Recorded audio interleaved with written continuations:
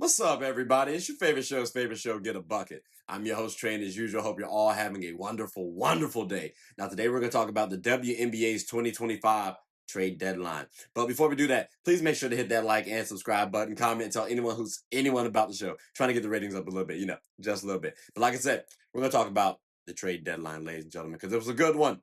I don't know if y'all know this, but it did just pass. The trade deadline did just pass. Now, as y'all can see here, we do have a couple things that happened, but just know from really the start of the season, which was around this time frame, up until August 7th, that's the trade deadline. All right. So you had that amount of time to make trades. Now you can still sign some players, but that was the date for the trade deadline, ladies and gentlemen. Now there were four signings that I'm gonna talk about specifically because I think these signings had the biggest impact, not only to the teams but the WNBA. I'm talking about contenders. I'm talking about champions, ladies and gentlemen. That's what we're gonna be looking at. And of course, with this top four, there's got to be a winner out of everybody, right? Out of everybody. So, with that being said, ladies and gentlemen, can we go to the top signings? And matter of fact, I'm gonna just get on soapbox right fast. I personally believe that these are good signings. Okay, so I need y'all to stay with me now. In no specific order, by the way, too. We're gonna give the winner at the end. Let's bring up the first signing. Dijonai. Now, look, Dijonai, my bad, Carrington. She got traded to the Lynx from the Wings. And I had question marks about Dijonai on the Wings. If she were about 6'1", 6'2", I might not have as many question marks. But because she's a shorter guard, about 5'10", I like her on this wing squad because I think she does pair well for the present day team. Now, 1 year rental, we got to have a question mark because she could go elsewhere next year. She might resign, especially if the Lynx go far, right? They just went to the finals, so if they go back, why would she not want to spin the block, right? What if she goes elsewhere? That's my only caveat to this signing of Dijonai. Because they lost Diamond Miller, that's someone who I was a big fan of personally. Like when Napheesa Collier wasn't here, her rookie year, Diamond Miller's, she was hooping. She was getting a little bucket, about 12, 13 points a game. As a rookie, ain't bad. Efficient as well, too, but at least pretty efficient. And I mean, for me, that's a future core player that you lost. She was signed up until about 2027, if I'm not mistaken. So granted, you lose that caliber player. She has not played that much. Got to figure out why. You bring in Dijonai. If she leaves, that's my only thing. Outside of that, this was a wonderful signing for the Lynx because, again, you get another guard or another perimeter defender at the guard position who can also get a bucket. It's low-key hard to come by. She kind of give you a little Marcus Smart vibes. That's all I'm going to say. But I do like that signing for the Lynx. We're not going to talk too much about it. Shout out to the Stud Buds edition because I do like that addition to the team.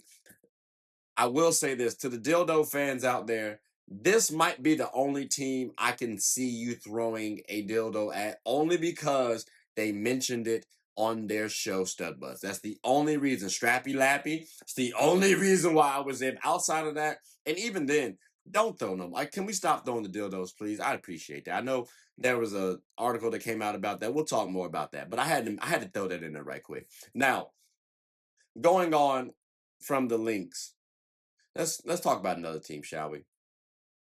The Storm. They brought in my girl Brittney Sykes. Ladies and gentlemen, I have said all season long, Brittney Sykes is a WNBA star without the cachet.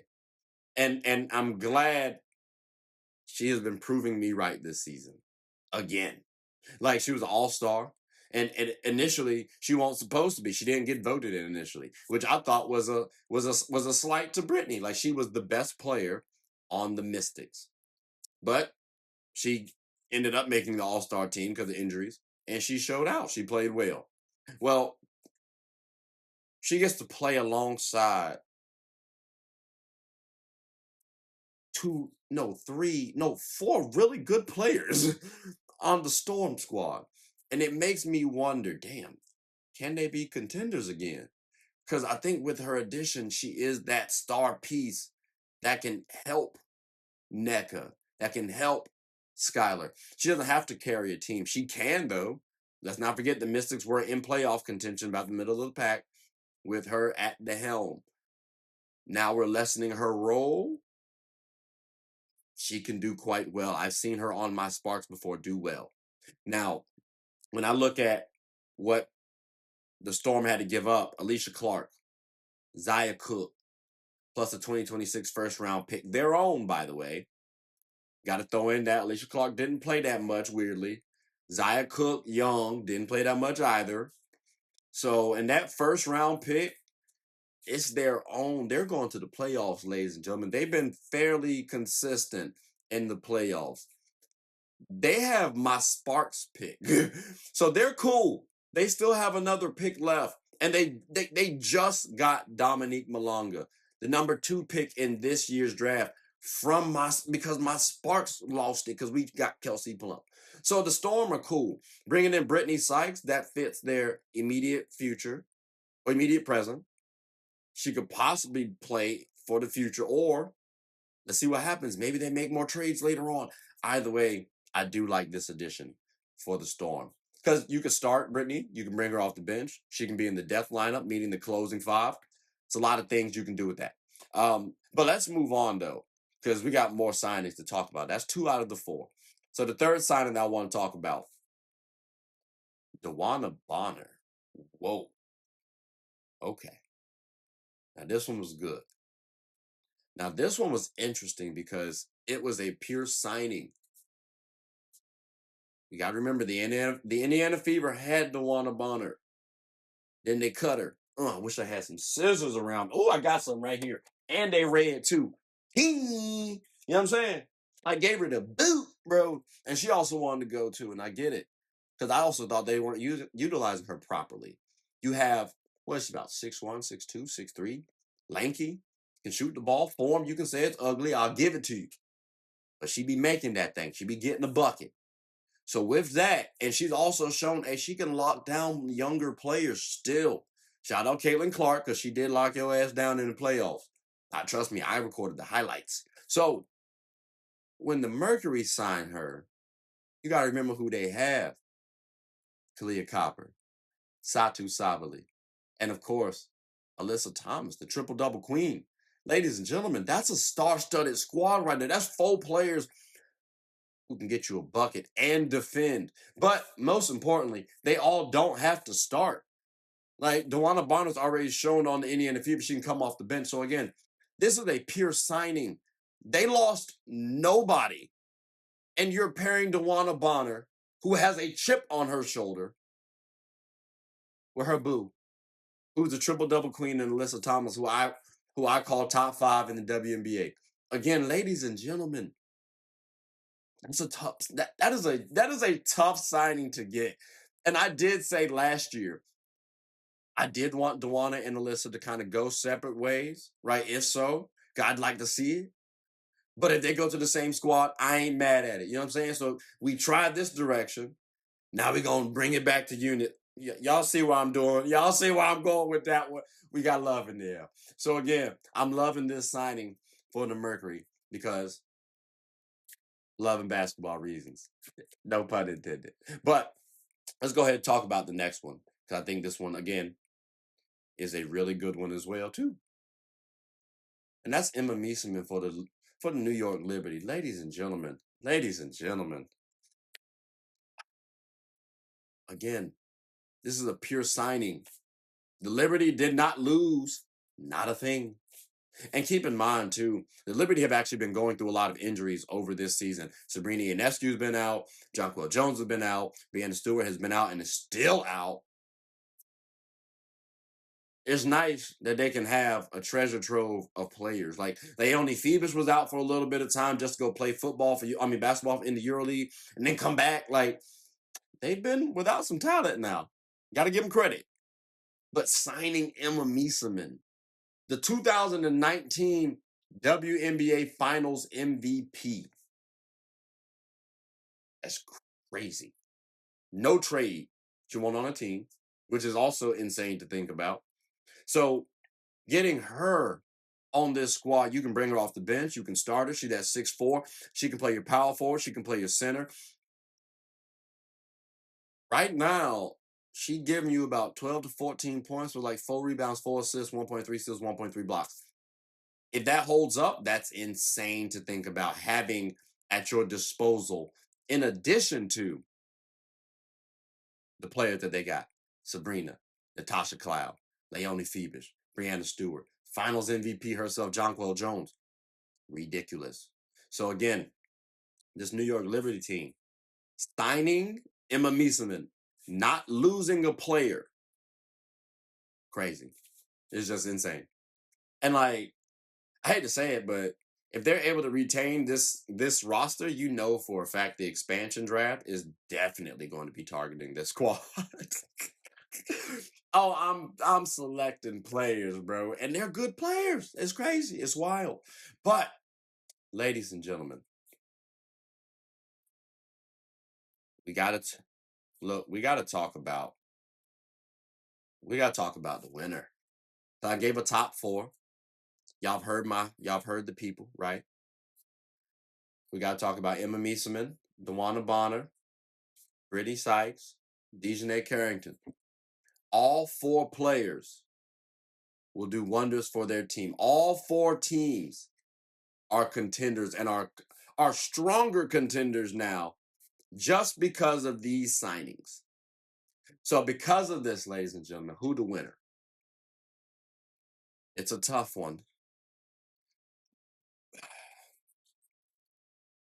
I gotta go Emma Meesseman. Reason why? Notice how even in the statements I was saying they ain't trade nobody.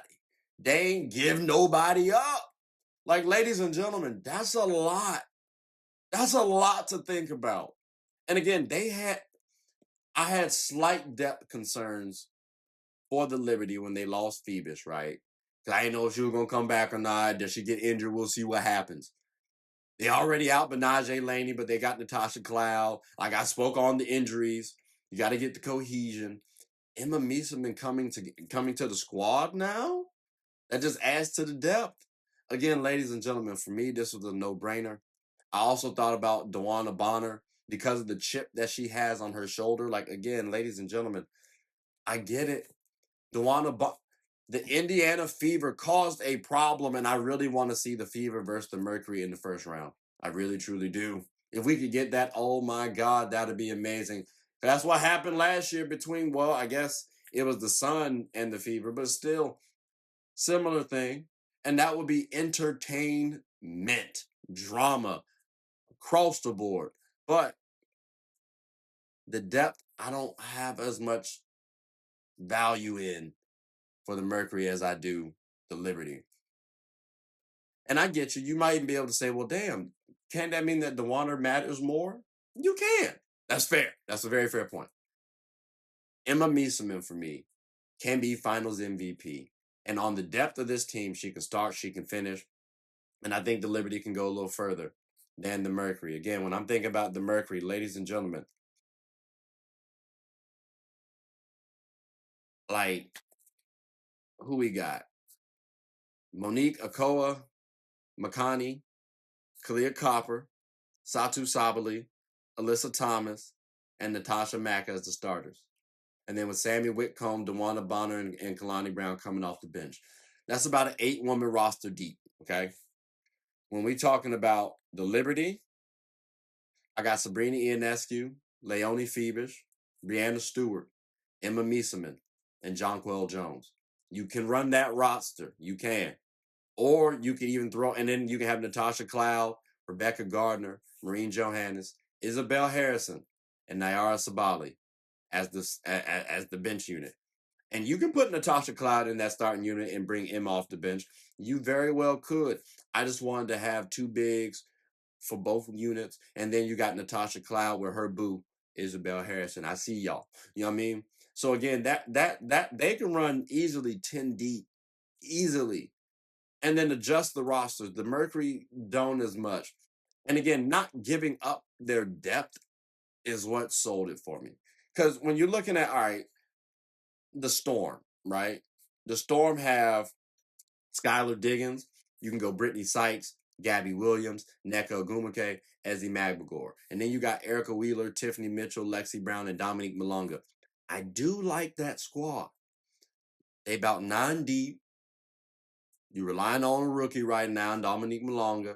I got to have them develop a little bit more. But they can go deep as well, too. I do like that addition. But again, they had to, if they kept Alicia Clark, if they were able to keep Alicia Clark, I think I might have considered Brittney Sykes a little bit higher. Now, if we're talking about here, Dijonai and the wings, right? We got Courtney Williams, Kayla McBride, Nafisa Collier, Bridget Carlton, and Alana Smith. And then you got Dijonai Carrington, Natisha Heidemann, and Jessica Shepard. That's about an 8 deep roster right there. So again, and you lost your young piece too. That one hurts. That could be about number 4 on the signing for me. Number 3 would be Brittney Sykes again, would vault up to number 1, number 2, if you didn't give up Alicia Clark and you just gave up Zia Cook and a first rounder. I ain't mad at that. It happens. But yeah, the DeWanna Bonner signing and the Emma Meesseman signing. Yeah, those were the 2 at the top because again, they didn't give up anybody.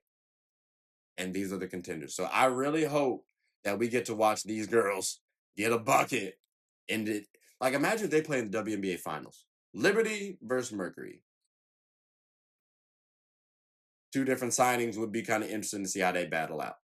But, ladies and gentlemen, that does about conclude the end of the episode. So I'm very curious. 1, did I miss a signing? Like, let me know. It's got to be during the WNBA season, by the way. Not talking about the off seasons. During the WNBA season, did I miss one? Am I bugging? Was my winner wrong in your opinion? Let me know. But, ladies and gentlemen, I mean, that does conclude. Like I said, the trade deadline, that episode is over. So I definitely hope you continue to support the WNBA, but also continue to support my show. So, like I said, my name is Trey. I'm the host of Get a Bucket. Please make sure you like, subscribe, comment, tell anyone about the show. Yes, I said already. My name is Trey. Hope you all are having a good one. Take care.